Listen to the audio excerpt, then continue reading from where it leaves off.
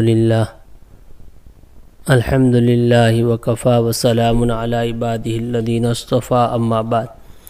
محترم سامعین کرام، بزم اشرف کی چوتھی مجلس میں آپ سبھی حضرات کا خیر مقدم ہے۔ آج 4 رمضان مبارک ہے اور ہم یہ دوسری مجلس مسائل روزہ سن رہے ہیں۔ سب سے پہلا مسئلہ یہ ہے کہ بھول سے کھانا۔ اگر روزہ دار بھول کر کچھ کھا پی لے یا بھولے سے صحبت ہو جائے تو اس کا روزہ نہیں گیا۔ اگر بھول کر پیٹ بھر کے کھا پی لے تب بھی روزہ نہیں ٹوٹتا، نیز اگر بھول کر کئی مرتبہ بھی کھا پی لیا تب بھی روزہ نہیں گیا۔ اس لیے جو آدمی بھول کر کھا پی لیتے ہیں اور یہ سمجھتے ہیں کہ روزہ ٹوٹ گیا، پھر اگر وہ جان بوجھ کر جمع کر لیتے ہیں تو اس صورت میں کفارہ لازم آتا ہے۔ اس لیے آدمی کو چاہیے کہ مسائل کو خوب اچھی طرح یاد کرے، کسی کو پوچھ لے کہ یہ مسئلہ پیش آیا ہے۔ دوسرے نمبر پر ہے کہ روزے میں سرما، تیل، خوشبو وغیرہ کا استعمال۔ روزے کی حالت میں دن میں سرما لگانا، تیل لگانا، خوشبو سونگھنا وغیرہ درست ہے۔ اس سے روزے میں کچھ نقصان نہیں آتا، چاہے جس وقت ہو، بلکہ اگر سرما لگانے کے بعد تھوک یا ناک کی غلاظت میں سرمے کا اثر دکھائی دے تب بھی روزہ نہیں گیا۔ اس لیے بعض حضرات یہ سمجھتے ہیں کہ سرما لگانے سے روزہ ٹوٹ جاتا ہے، یہ صحیح نہیں ہے، اس کا روزہ نہیں ٹوٹے گا۔ روزے کی حالت میں سرما اور خوشبو وغیرہ استعمال کر سکتے ہیں۔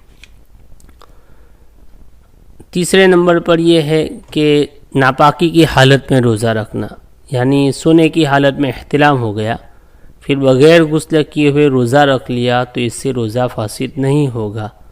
ہاں، یہ الگ بات ہے کہ ناپاکی کا گناہ اس کو ہوگا، تو فرماتے یہ ہیں کہ سونے کی حالت میں اگر احتلام بھی ہو جائے تب بھی روزہ ٹوٹتا نہیں ہے۔ اسی طرح روزے کی حالت میں حلق کے اندر مکھی، مچھر، گرد و غبار وغیرہ کا چلے جانا۔ روزے کی حالت میں حلق کے اندر مکھی چلی گئی یا آپ دھواں چلا گیا یا گرد و غبار چلا گیا، وہ بذات خود وہاں کھڑا نہیں رہا بلکہ دھواں اٹھا اور چلا گیا منہ میں، اسی طرح مکھی خود بخود آئی اور چلی گئی، تو اس صورت میں اس کا روزہ نہیں گیا۔ البتہ اگر قصدن ایسا کیا، یعنی جان بوجھ کر مکھی کھاتا ہے یا جان بوجھ کر دھوئیں کے پاس کھڑا رہتا ہے تاکہ دھواں اندر پیٹ میں چلا جائے وغیرہ، تو اگر جان بوجھ کر ایسا کرتا ہے تو اس صورت میں اس کا روزہ ٹوٹ جائے گا۔ کتاب الفقہ علی المذاہب الاربعہ میں تفصیل کے ساتھ یہ مسئلہ درج ہے کہ راستے کا غبار یا آٹے کی چھانس یا مکھی، مچھر وغیرہ ان میں سے کوئی بھی منہ میں روزے کی حالت میں چلی جائے اور معدے میں پہنچ جائے تو روزے کے لیے نقصان دہ نہیں ہے، کیونکہ ان اشیاء سے بچنا مشکل اور دشوار ہے۔ نیز یہی حکم اس میں بھی ہے کہ اگر کوئی چیز پیسنے یا دوا کوتنے کا غبار یا مزہ حلق میں محسوس ہو تو روزہ نہیں ٹوٹتا۔ اس لیے اگر یہ چیزیں بلا قصد چلی جائے تو کوئی حرج نہیں ہے، اور بالقصد اس کو منہ میں ڈالتا ہے تو اس صورت میں اس کا روزہ ٹوٹ جائے گا۔ تو یہ 4 یا 5 مسائل ہوئے ہیں، اس کو خوب دھیان سے سنیں اور یاد رکھیں۔ آخری مسئلہ یہ ہے کہ روزے کی حالت میں آنسو کا منہ میں چلا جانا۔ اگر روزے دار کے منہ میں آنسو داخل ہو تو اگر تھوڑے ہو جیسے کہ 1-2 قطرے یا مثل اس کے تو روزہ فاسد نہ ہوگا، اور اگر بہت ہو کہ آنسوؤں کی نمکینیت منہ میں پائے اور بہت زیادہ جمع ہو جائے تو پھر ان کو نگل جائے تو روزہ فاسد ہو جائے گا۔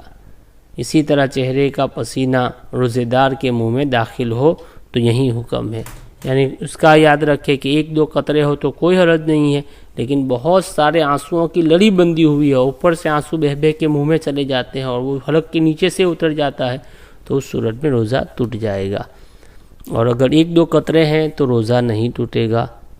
تو یہ بہت اہم مسائل ہے، اس کو خوب سنیں، دوسروں کو بھی اس کو سننے کا موقع دیں اور سنائیں۔ اللہ رب العزت ہمیں صحیح معنی میں عمل کی توفیق عطا فرمائے۔ السلام علیکم۔